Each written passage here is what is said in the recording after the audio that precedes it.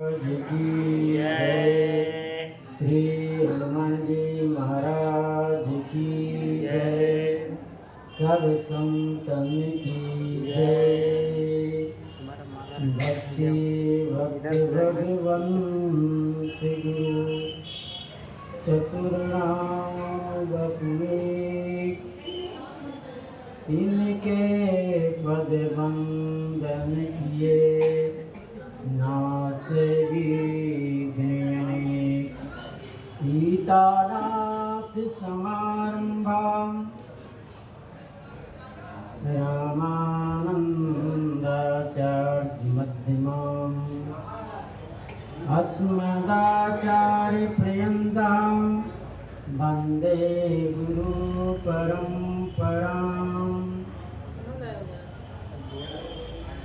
वन्दे विदेहतन्याद्वदपुण्डरीकं केशोरसुरविसमाहितयोगिचित्तम् हम तुम चित्तागमुनिहंस देवं सुनमान चाले परिपीत परागपुंजम् दुर्वादवन्दुतितनु तरुणावनेत्रं हेमाम्बरं विभूषणभूषिताङ्गम् कन्दर्पकोटिकमणिकिशोरमूर्तिं मनोरथभवं भज जानकीशम् नीलाम्बुजश्यामलकोमलाङ्गं सीतासमारोपितुवामिवागम् पाणोमासायिकचारुचापं नमामि रामं रघुवंशनाथम् लोकाभिरामं रणरङ्गधीरं राजीवनेत्रं रघुवंशनाथं कारुण्यरूपं करुणाकरन्दं श्रीरामचन्द्रं शरणं प्रपद्ये मनोजवं मारुतुल्यवेगं जितेन्द्रियं बोधिमतां वरिष्ठं वातात्मजं वानरयूथमुख्यं श्रीरामदूतं शरणं प्रपद्ये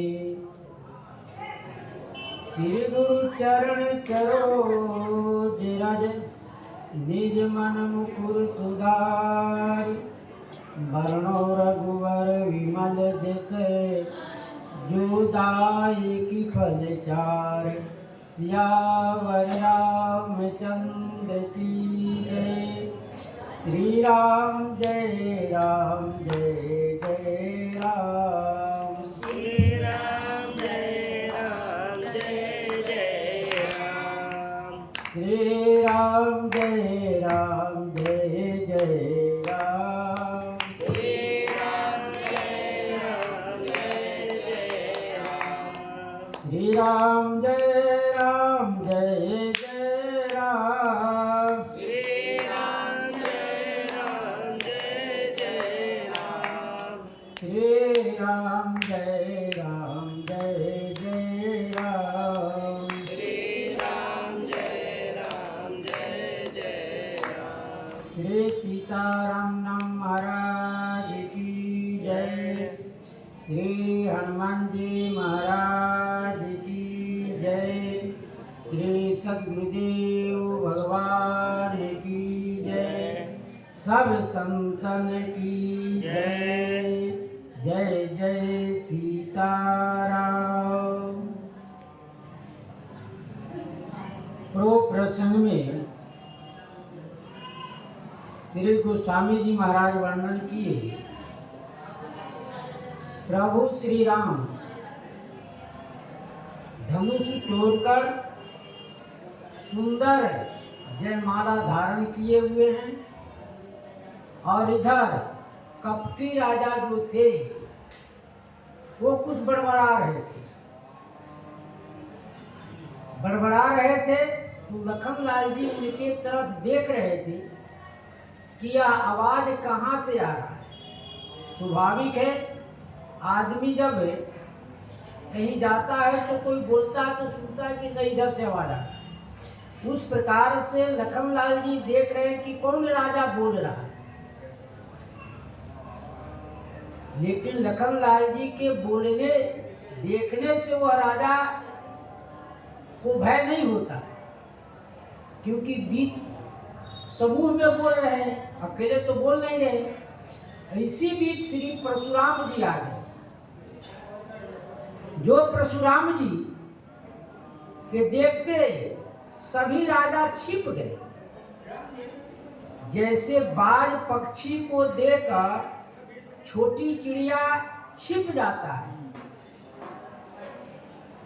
उस प्रकार से जितने राजा महाराजा बैठे थे सब लोग परशुराम जी से परिचित हैं, क्योंकि परशुराम जी 21 बार पृथ्वी को क्षत्रियों से रहित कर दिया, 21 बार उन्हें पृथ्वियों से क्षत्रियों को मारे। इसलिए सबको मालूम है कि परशुराम जी बड़े क्रोधित हैं, उनसे कोई भी व्यक्ति लड़ने में समर्थ नहीं, लड़ेंगे तो मारे जाएंगे। इसलिए जितने उनके पास हथियार थे, धनुष बाण, पहले आज की तो दूसरी हथियार है, पहले धनुष बाण, फरसा, भाला लेकर चलते थे उनके रक्षक। तो जितने उनके पास हथियार थे, धनुष बाण, फरसा, तो सब क्या किए, लोग में छिपाने लगे कि यदि परशुराम जी देख ले कि यह फरसा लिया हुआ है, धनुष बाण लिया हुआ है, तो हम ही से लड़ने लगेंगे, हमारा आयु ही समाप्त हो जाए। इसलिए परशुराम जी को देखकर सभी राजा अपने अपने अस्त्र से छिपाने लगे। इसी बीच सभी राजाओं ने जाकर एक एक करके श्री परशुराम जी को प्रणाम किए। परशुराम जी को प्रणाम करते हुए कहते हैं कि अमुख राजा के मैं लड़का हूं। कहीं भी व्यक्ति यदि जाता है, अनपरिचित रहता है, तो अपने पिता के चाहे दादा के नाम बताइए, मैं उनके पोता हूं, मैं उनका लड़का हूं, तो व्यक्ति समझ जाता कि हाँ उन्हीं का ये लड़का है। इस प्रकार से श्री परशुराम जी के सामने सभी राजा लोग अपना अपना नाम बताने लगे। तो परशुराम जी जिसके तरफ देखते थे वो सोचते थे कि आज हमारा आयु समाप्त है, क्योंकि परशुराम जी के सामने वो अपने पिता का नाम बताता, तो परशुराम जी समझते कि मैं इन पर कृपा किया, मैं इनको किसी युद्ध में चाहे किसी कार्य में इनको सहायता किया। इसलिए स्वाभाविक है कि व्यक्ति हितैषी होता है तो उसे अधिक लोग देखते हैं। उसी प्रकार से श्री परशुराम जी जो व्यक्ति कोई नाम बताता तो उसके तरफ देखते कि अबू का ये लड़का है, तो वह भयभीत और हो जाता, वह राजा भयभीत हो जाता कि हो सके ये हमको मार न डाले। जब सभी राजाओं ने प्रणाम कर लिए, सबका बारी समाप्त हो गया, तब परशुराम जी से श्री जनक जी प्रणाम किए, किशोरी जी प्रणाम की, उनको आशीर्वाद मिला। उसके बाद में श्री विश्वामित्र जी जाके मिलती। श्री विश्वामित्र जब मिले जाके, तो राम लक्ष्मण जी प्रणाम किए, उनको आशीर्वाद दिए। आशीर्वाद देकर राम जी के एकटक रूप से देखते रहे। परशुराम जी राम जी के एकटक रूप से देखते रहे कि इतना सुंदर आज तक मैंने संसार में देखा ही। इतने सुंदर एक पुरुष है। इतना ही नहीं,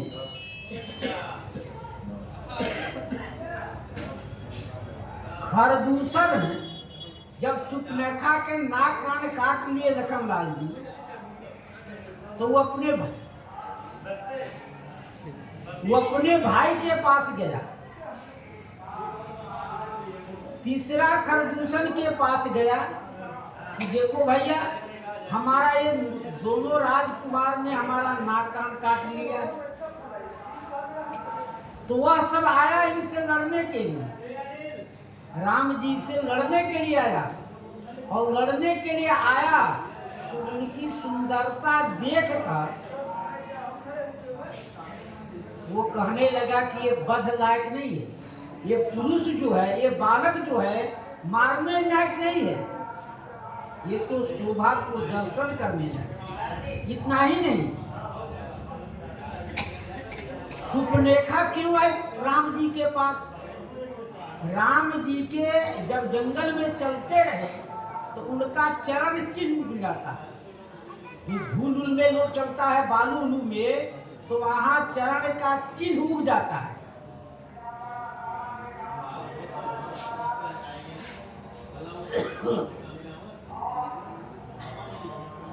तब उनके भगवान के चरण के चिन्हों पर भंवरे मंडरा रहे थे। बार बार उस पर उठते और मंडराते, वहां बैठ जाते। जहां भंवरा मंडराता है, घूमता रहता है, उसको रस चाहिए खान पीने के लिए, वो गुंजार करता रहता है। इस प्रकार से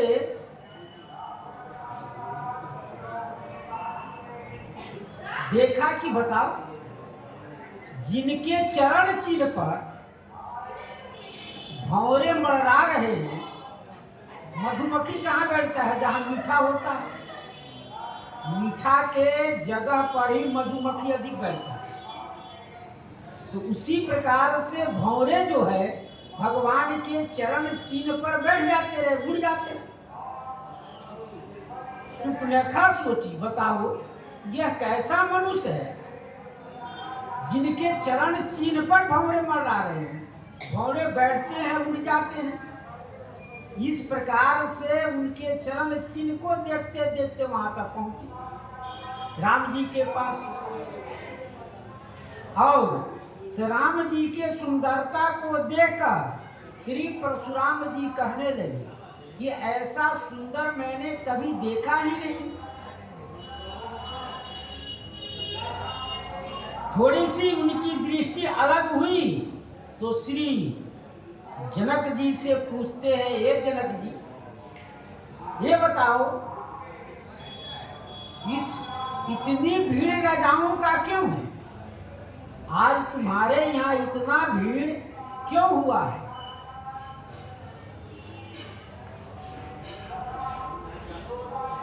तब श्री जनक जी ने कहे कि धनुष को सुनकर धनुष तोड़ने के लिए इन सब राजाओं ने इकट्ठा हुए कि धनुष मैं तोड़ूं और श्री जानकी जी के साथ विवाह हो। इसलिए राजा महाराजा सब इकट्ठा हुए।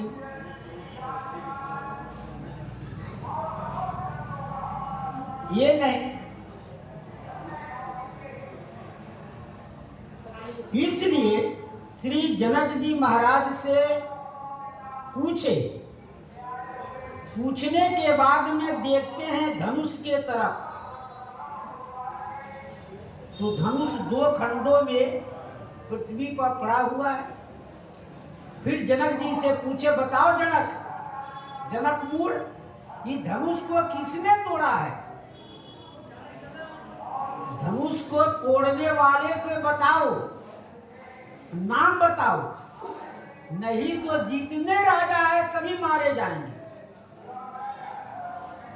सो बिलगाऊ बिहाई समाजा, न तो मारे जई हैं सब राजा। उसको इन राजाओं से अलग कर दो, नहीं तो जितने राजा महाराजा है सब मारे जाएंगे। श्री जनक जी से पूछते हैं, श्री जनक जी कुछ नहीं उत्तर दिए। इतना ही नहीं, श्री जनक जी से कहते हैं, जहां तक तुम्हारा राज है मैं वहां तक सबको पलट दूंगा। तुम्हारे राज में तुम्हारी जितनी प्रजा है सब मारे जाए। इसलिए तुम बताओ नाम। श्री जनक जी महाराज कुछ नहीं बोल रहे। जब जनक जी नहीं बोले, सब लोगों के अंदर भय समाया हुआ है। परशुराम जी से सब कोई भयभीत है। राजा महाराजा श्री जानकी जी और भयभीत हो गए। उनके स्वभाव को सुनकर श्री जानकी जी भयभीत हो गए। तब श्री राम जी ने स्वयं बोलते हैं, सब बिलो के लोग सब जान की भीड़, हृदय में हर्ष विषाद कछु, बोले श्री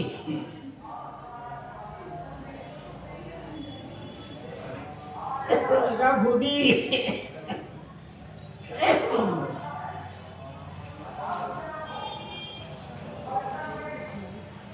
सभय बिलो के लोग सब लोगों को भयभीत जानकर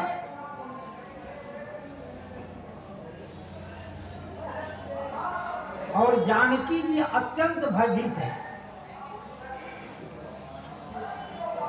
हृदय में हर्ष विषाद कछु, श्री राम जी को किसी प्रकार का कोई हर्ष नहीं है, न कोई विषाद ही है। तो श्री राम जी बोलते हैं, क्यों भगवान श्री राम वो अभय दाता है, सबको अभय प्रदान करने वाला, सबको भय भी, जो भय होता है, कहीं भी आदमी कहाँ जाता है जो उसकी रक्षा कर पावे, उसी के पास व्यक्ति जाता है।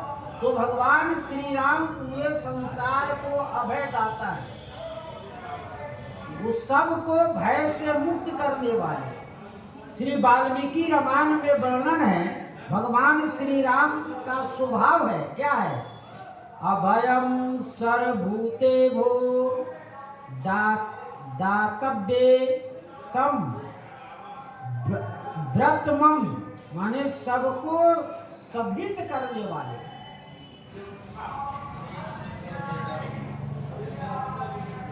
देखिए, स्वाभाविक है व्यक्ति आदमी से व्यक्ति अपनी समस्या बताते बताते परेशान हो जाता है। जब नहीं कुछ होता है तो वह कहता है चलो भगवान की शरण में जाते। डॉक्टर ही बाद में कह देता है देखो भैया अब हमारे बस की बात नहीं है, अब भगवान ही इसके मालिक है, इसके भगवान ही मालिक है, जैसा वो चाहे वैसे ही। तो इसलिए भगवान के शरण में जाने पर भगवान सबको अभय दान देते हैं। तो देखे कि पूरा समाज श्री परशुराम जी से भयभीत है। सब कोई परशुराम जी के भय से इससे भयभीत है जिसे कांप रहे। तो भगवान हृदय में हर्ष विषाद कट, उनके हृदय में किसी प्रकार का कोई हर्ष ही नहीं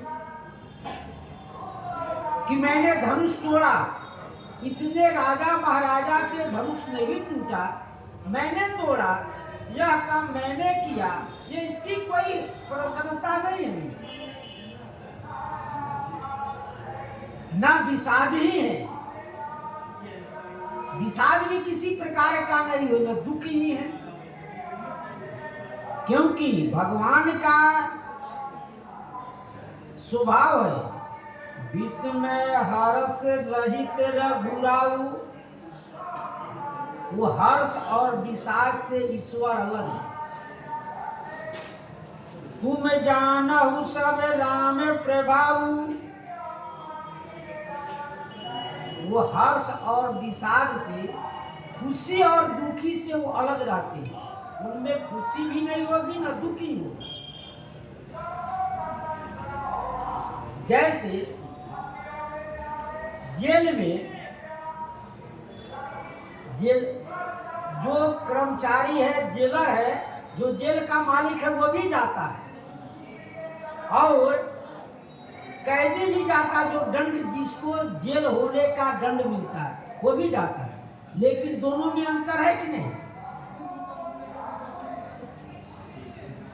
वह भी जेल में जाता है, लेकिन जेल में वह घूम फिर कर चला आता है। उसको किसी प्रकार का हर्ष और विषाद नहीं है। दूसरे व्यक्ति को जेल हो गया, उसको दुख होता है कि बताओ मैंने ऐसा काम नहीं किया होता तो क्या जेल होता हमको। मैंने कुछ गलती किया तब तो जेल हुआ है। उस गलती का वो एहसास करता है कि मैंने न इस प्रकार का गलती करता न हमको जेल होता। ठीक उसी प्रकार से यह जीव का धर्म है। जितने संसार में मनुष्य योनि में जीव, हम सब परख नहीं पाते हैं, लेकिन पशु भी जो है, जानवर भी है, उसको भी दुख और हर्ष होता है। वह भी जानवर भी दुखी और प्रसन्न रहता है। तो कहते हर्ष विषाद ज्ञान अज्ञाना, जीव धर्म यही मीते अभिमाना। यह जीव का धर्म है। वह प्रसन्न होगा, कोई कार्य उसका हो गया सफलता तो प्रसन्न है। अब कोई कार्य नहीं हुआ, उससे जीव दुखी हो जाता है।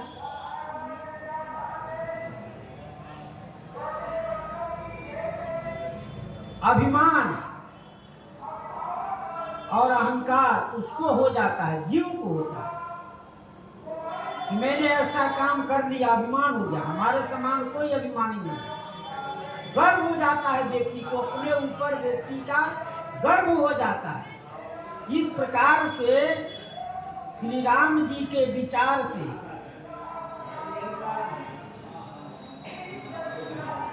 यहाँ गोस्वामी जी ने भगवान श्री राम को रघुवीर कहा। रघुवीर कहने का मतलब है उनमें 5 प्रकार की वीरता प्राप्त है।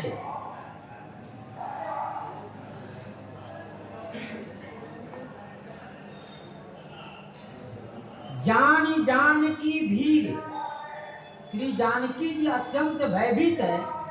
यहाँ कृपा वीरता है। यहाँ जानकी जी के ऊपर उन्हें कृपा की।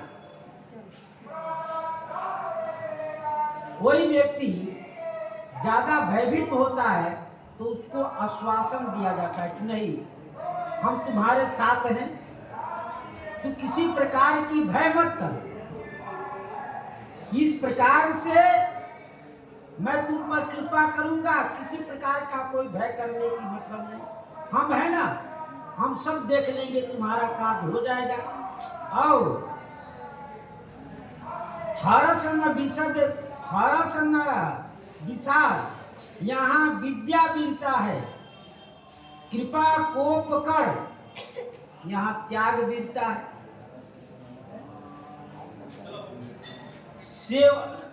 सेवक ही समरकस, यानी सेवक में और स्वामी में युद्ध कैसा, यह है धर्मवीरता। क्योंकि सेवक और स्वामी में युद्ध नहीं होता, वहां धर्म का विचार किया जाता। इसलिए गोस्वामी जी कहे कि इन्हें पांचों वीरता युक्त सब बिलो के लोग सब जान जान की भीड़, हृदय न हर्ष विषाद कछु बोले श्री रघुवीर। नाथ संबोधन बंज निहारा, होई हई को एक दास तुम्हारा। तब श्री राम जी परशुराम जी से कहते हैं, हे नाथ, जनक जी से पूछे कि बताओ इस धनुष को किसने तोड़ा। जनक जी भयभीत है, किसी को नहीं बता रहे। जनक जी बता नहीं रहे हैं कि ये धनुष इसने न इसने तोड़ा, न नाम ही बता रहे हैं, न व्यक्ति को ही बता रहे हैं। तब श्री राम जी कह रहे, हे नाथ, हे स्वामी,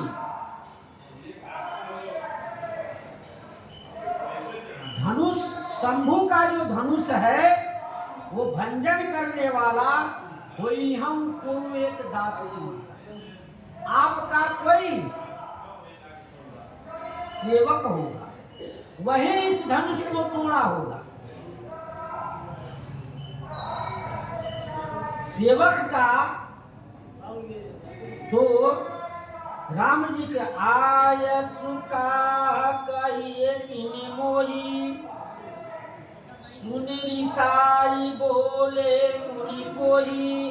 आय सुका, आपका क्या आज्ञा है, कहिए किन मोही, मुझे आप मुझको कहिए। आप श्री परशुराम जी से राम जी कह रहे हैं कि धनुष तोड़ने वाला कोई आपका सेवक होगा, और सेवक को क्या आज्ञा है सो कहिए आप। सेवक को क्या आज्ञा है सो कहिए आप। जो सेवक को आज्ञा होगा वह काम करेगा। सुने रिसाई बोले मुनि सोही। इस बात को सुनकर परशुराम जी अत्यंत क्रोधित हो गए।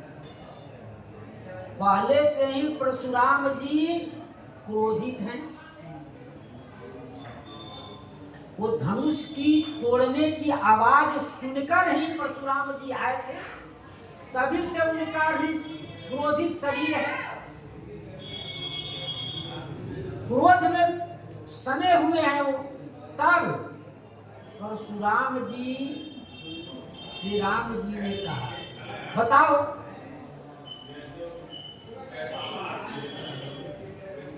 सेवक सो जो कर सेवकाई, और करने की करिए लड़ाई।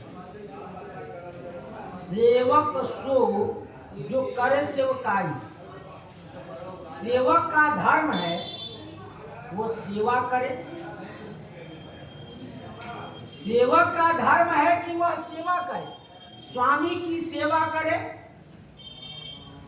कौन सी वस्तु की जरूरत है, किस समय उनको जरूरत पड़ेगा, कब वो जगते हैं, कब उनको स्नान करने की आवश्यकता है, कब उनको भोजन की जरूरत है। इस प्रकार से सेवक का धर्म, उनका कार्य है स्वामी की आज्ञा का पालन करना, न कि आज्ञा के विरुद्ध कोई काम करना। आज्ञा के विरुद्ध काम करने में सेवक और स्वामी में विरोध हो जाता है। स्वामी की प्रसन्नता के लिए हमेशा आज्ञा न सुसाही में सेवा। भरतलाल जी ने कहा राम जी से, आपकी जो आज्ञा है मैं पालन करूंगा। आज्ञा सम न सुसाही में सेवा, उसके समान कोई आज्ञा नहीं। आप कहिए तो मैं वन में ही रहूं, आप कहिए तो अयोध्या लौट जाऊं।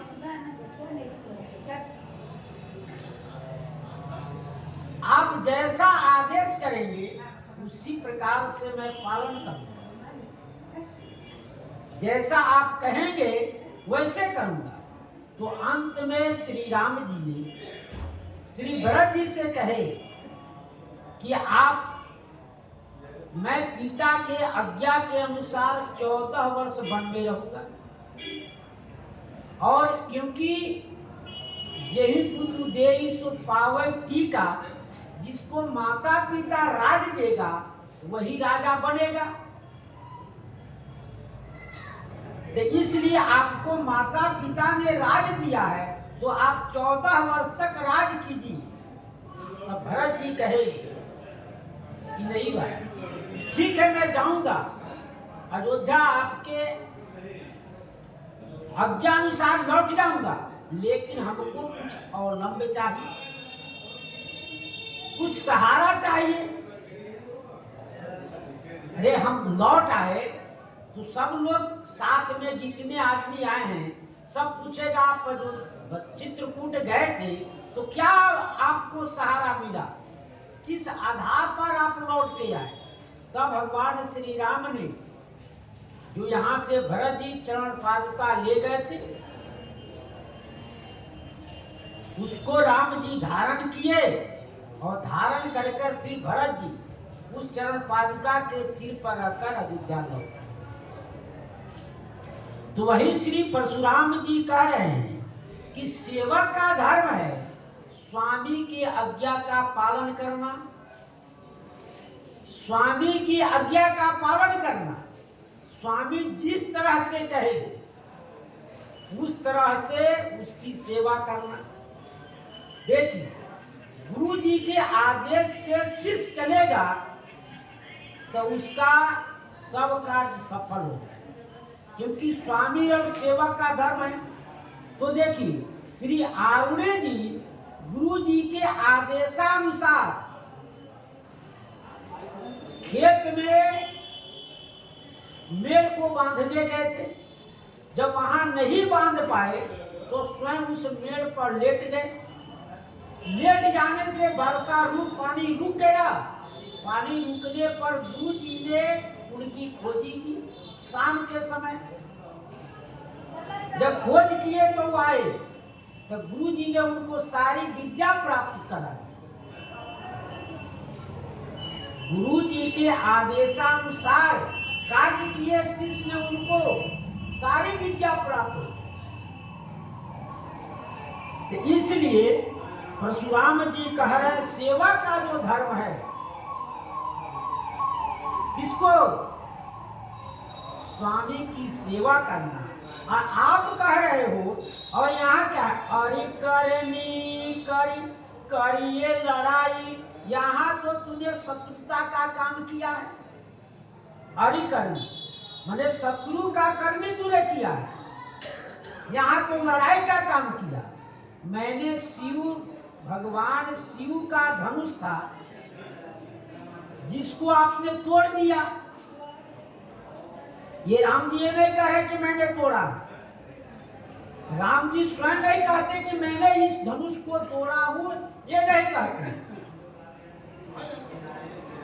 तो परशुराम जी ये समझ रहे हैं, इस बात को परशुराम जी मान रहे हैं, जो व्यक्ति तोड़ा है उसके तरफ से ये पंच होकर बोल रहा है। गलती क्या वो नहीं बोल रहा है, इसलिए नहीं बोल रहा है कि हो सके हम इससे साथ वो हमको मार डाले। पंचायत में यही होता है ना कि गलती करने वाले नहीं बोलता है तो दूसरा आदमी उसका सहयोगी करता है, सहयोग करता है। हाँ भाई, से गलती हो गया होगा तो उसके लिए क्या है इसकी क्षमा करो। जैसे वकील वकालत करता है, मुजरिम स्वयं वह बोलता है, वकील बोलता है दोनों के तरफ से। उसी प्रकार परशुराम जी सोच रहे हैं कि यह जो व्यक्ति तोड़ा है उसका नाम तो नहीं बता रहा है, लेकिन उसके तरफ से ये विनय कर रहा है कि उसकी क्षमा हो जाए।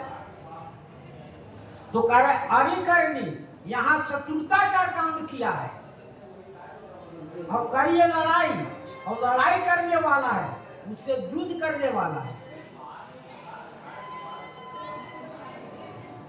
सुनहु राम जहि शिव धनु तोरा, सहस बाहु सम सोरिप मोरा। परशुराम जी कह रहे हैं राम सुनो,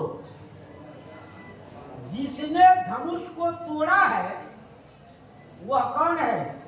सहस्त्रा बाहु के समान वह मेरा शत्रु। सहस्त्रा बाहु ने श्री परशुराम जी के पिता को दो टुकड़े कर दिए, श्री जमदग्नि जी को उन्हें मार डाला।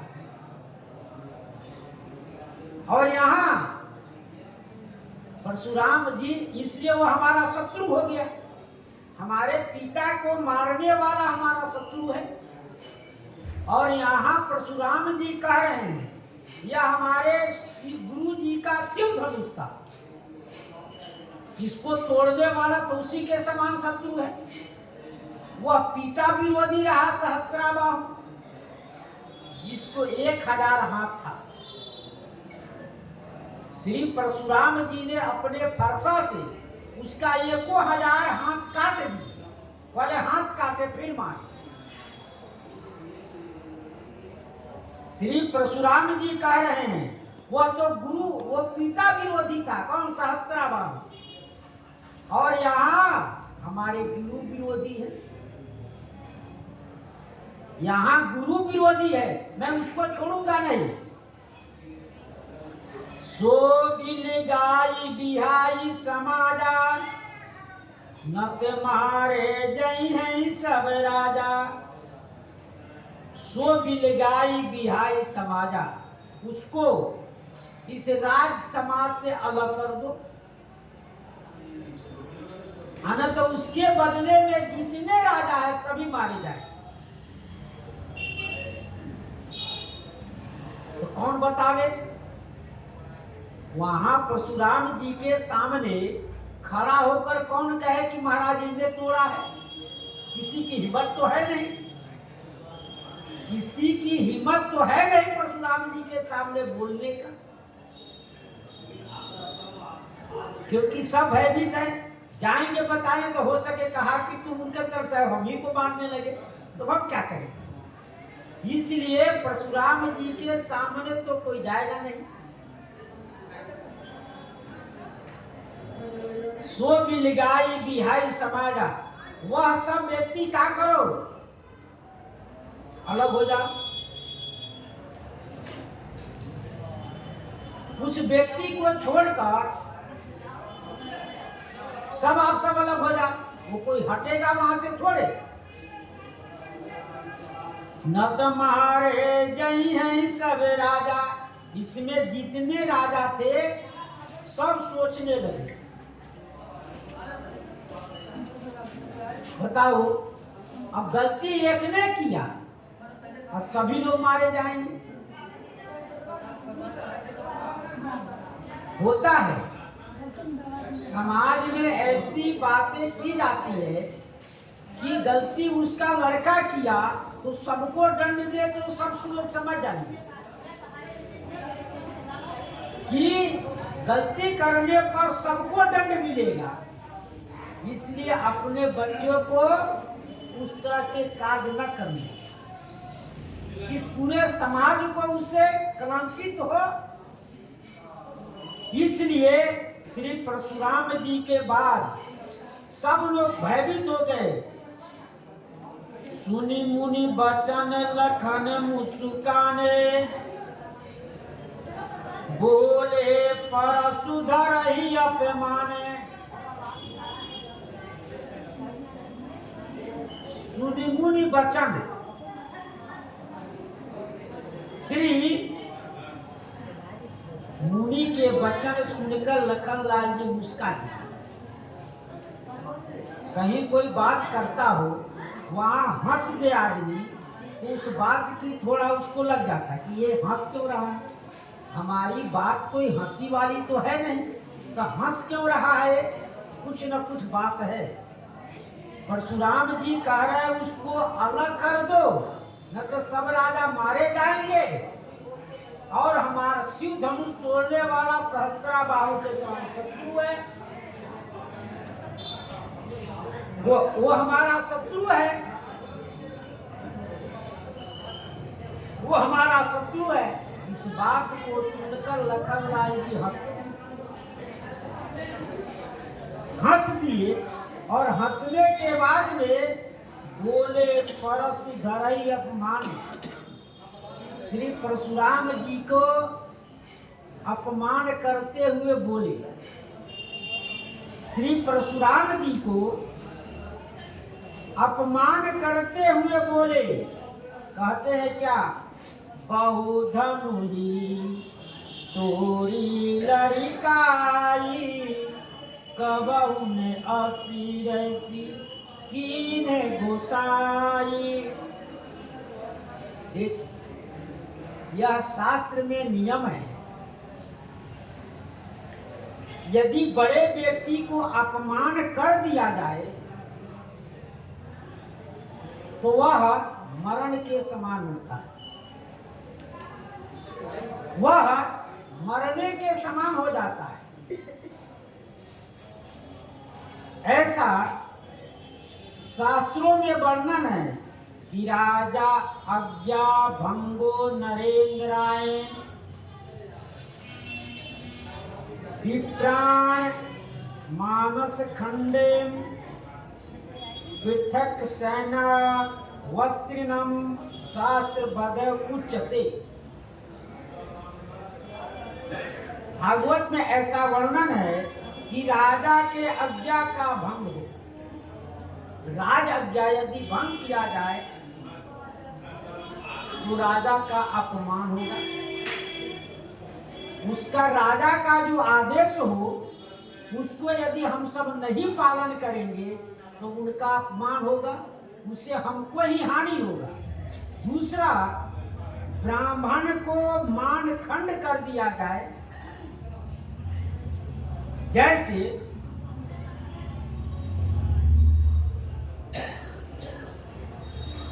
श्री द्रौपदी के 5 पुत्र को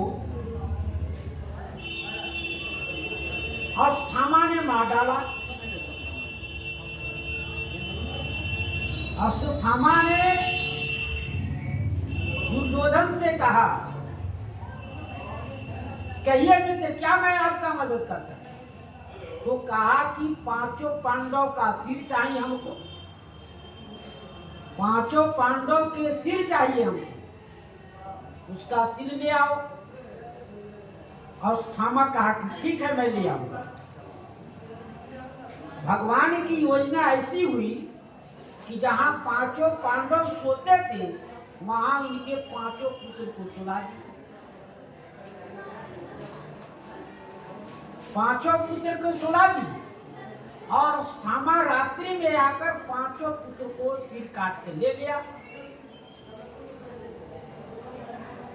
स्वरूप तो पिता का जैसा स्वरूप होता है उसमें पुत्र में अंश आ ही जाता है, स्वाभाविक है कि उन्हीं के राजबीज से इनकी उत्पत्ति है। तो दुर्योधन ने देखा और सिर को क्या किया, दाबा, तो वह जैसे कच्चा घड़ा फूट जाता उसका फूट गया। दुर्योधन भी बड़ा दुखी हुआ कि तूने हमारे वंश को ही नष्ट कर दिया। 5 ही पुत्र थे, 5 पुत्र को तूने मारा। इस बात को द्रौपदी को मालूम हुआ तो कहा, अर्जुन ने उस पकड़ को ले आया, पकड़ को उसको ले आया तो कहा कि यह गुरु, इसको वध कर दिया जाए। तो भगवान श्री कृष्ण कहे कि नहीं, इसका वध नहीं किया जाए। द्रौपदी को दया आ गई कि चलो हमारा गया तो हमको जितना दुख होता है उतने दुख गुरु माता को होगा, क्योंकि गुरु माता के पुत्र हैं। इसलिए अश्वत्थामा को छोड़ दिया जाए और छोड़ देने के बाद में इसका अपमान किया जाए। तो उसके माथे पर मणि था, उस मणि को अर्जुन ने निकाल लिया, जिसके घाव आज तक बने। अश्वत्थामा आज तक जिंदा है, जीवित है। उस दर्द के कारण वह चारों ओर भटकता रहता। तो ब्राह्मण को समाज में अपमान कर देना ही वध के समान है। तीसरी बात कहते हैं, जो पतिव्रता स्त्री है, यदि उसको मासिक धर्म के बाद दूसरे जन्म सुनाया जाए तो उसका वध हो जाता है। इस प्रकार से कहते हैं, उसको पृथक सन दिया जाए तो बिना शास्त्र के वध के समान है।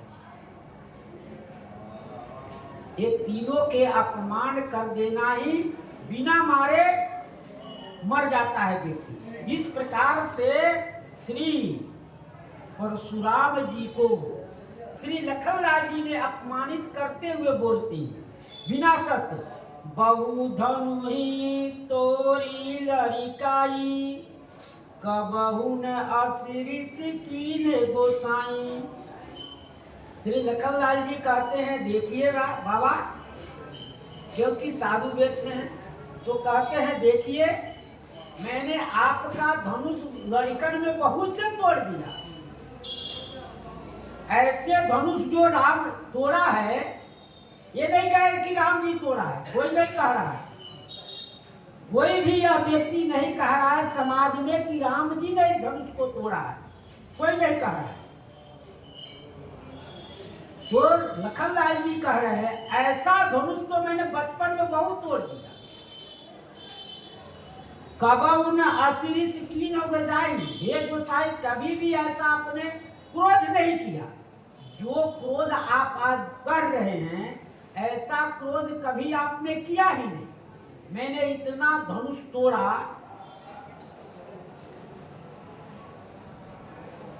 इस पर संतों ने कहा कि लड़कपन में कब ये धनुष तोड़े? तो परशुराम जी ने क्षत्रियों को मार मार कर क्या किए? धनुष इकट्ठा किए। क्षत्रियों को मार मार कर धनुष इकट्ठा किए, उसका बोझ पृथ्वी पर पड़ा। भाई, पृथ्वी भी सब प्रकार की सहन शक्ति होता है, और किसी पर अधिक बोझ, वो पृथ्वी फिर मनुष्य के रूप में बनी और शेषा अवतार लखनलाल जी बालक के रूप में बने। दोनों श्री परशुराम जी के आश्रम पर गए तो पृथ्वी माता रूप में थी। उन्हें कहा कि बाबा, हम यहाँ रुकना चाहते हैं, 2-4 दिन हमारा बालक है, 2-4 दिन आश्रित में लेगा। तो परशुराम ने कहा ठीक है रोजा, लेकिन परशुराम जी से ये कहा कि एक बात है बाबा, एक बात है। क्या? कि हमारा लड़का बहुत चंचल है, बहुत नटखट है।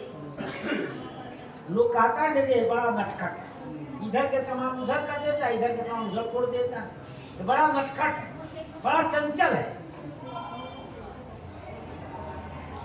एक प्रार्थना है हमसे, आप सत्य कीजिए तब मैं कहूँ। परशुराम जी कहे कि ठीक है, मैं सत्य कर लेता हूँ। इसमें क्या है कि जो भी यह बालक गलती करेगा उस पर आपको क्रोधित नहीं होना है। परशुराम जी कहे ठीक है, हम इस पर कभी क्रोधित नहीं।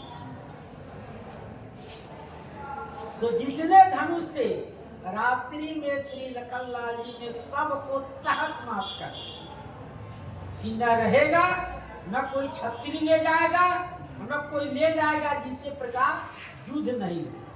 क्योंकि शेषा अवतार है आप पर भी बोझ होता है।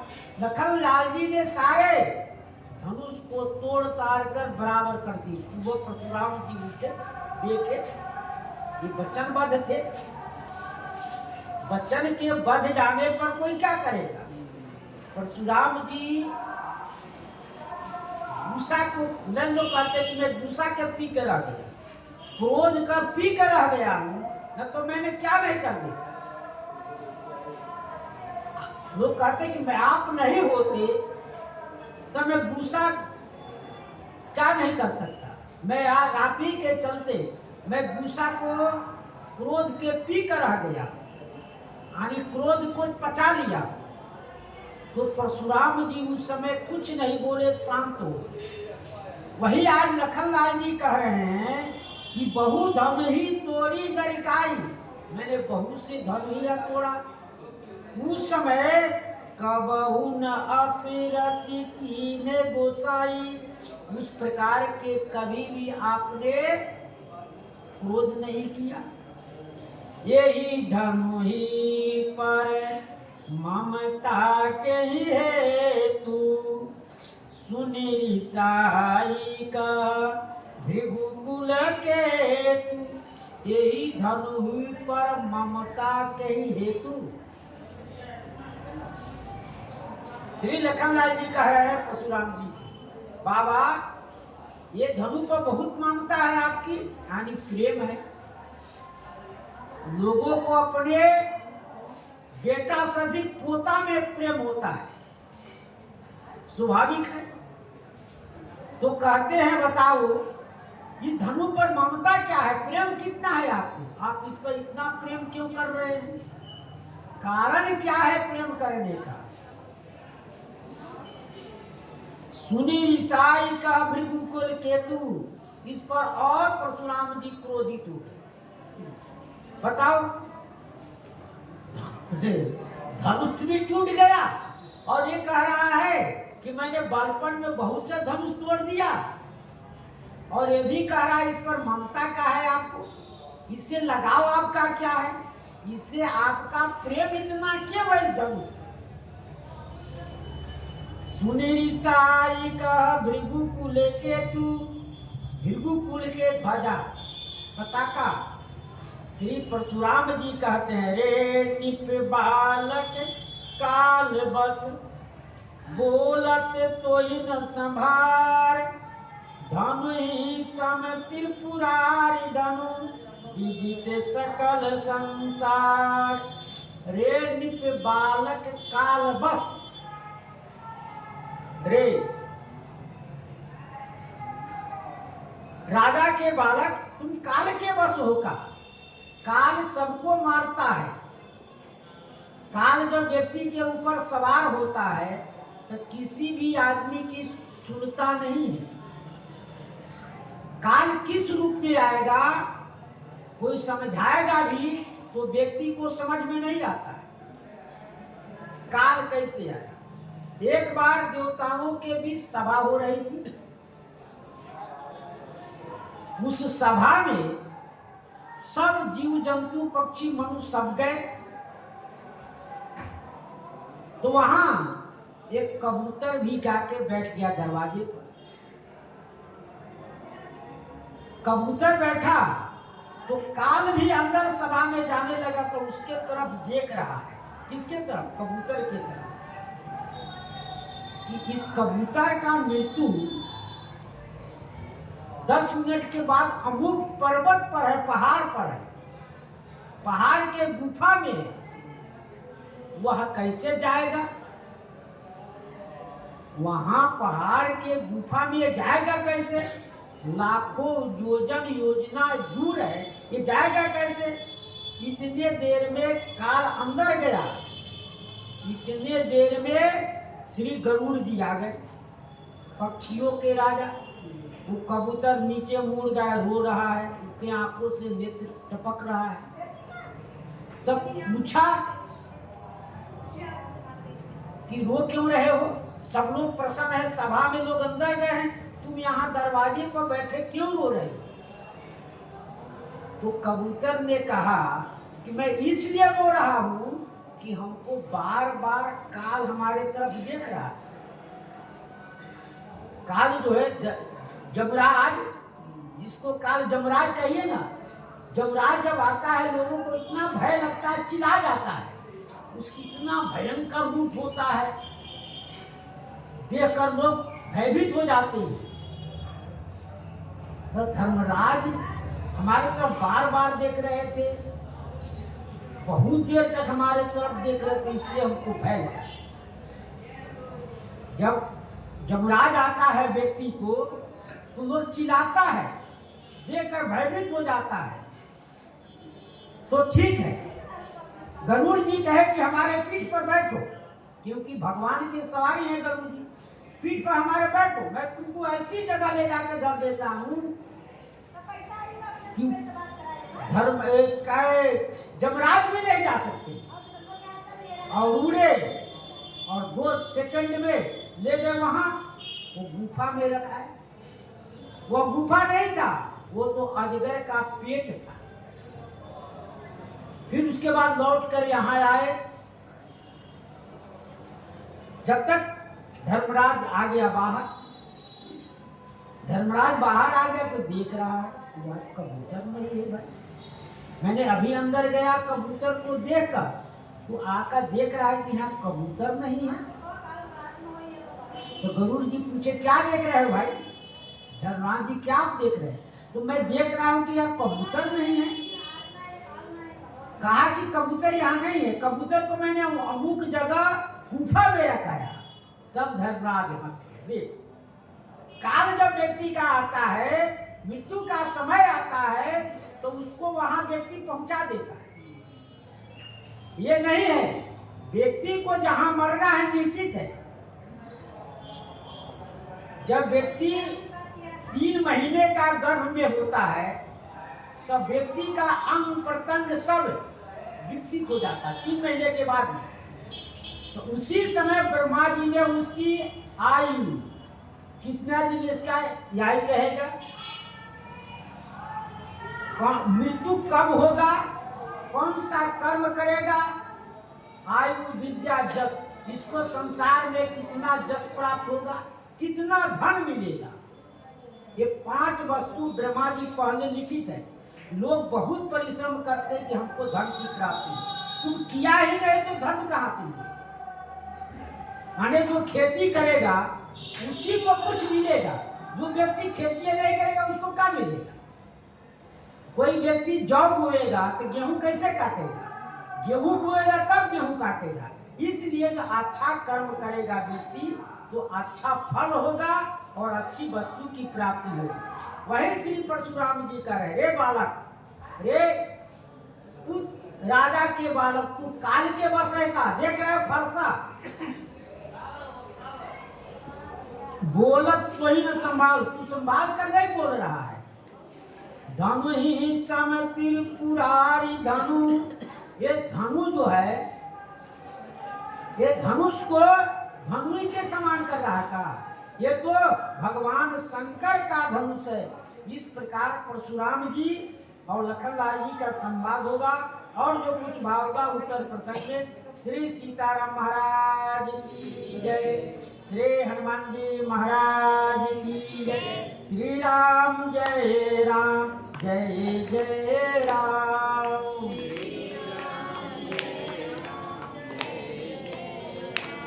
श्री राम जय राम, जय जय राम। श्री राम जय राम, जय जय राम। श्री राम जय राम, जय जय राम। श्री राम जय राम, जय जय राम। श्री सीताराम नाम महाराज की जय, श्री हनुमान जी महाराज की जय, श्री सद्गुरुदेव भगवान की जय, सब संतन की जय। हर हर महादेव।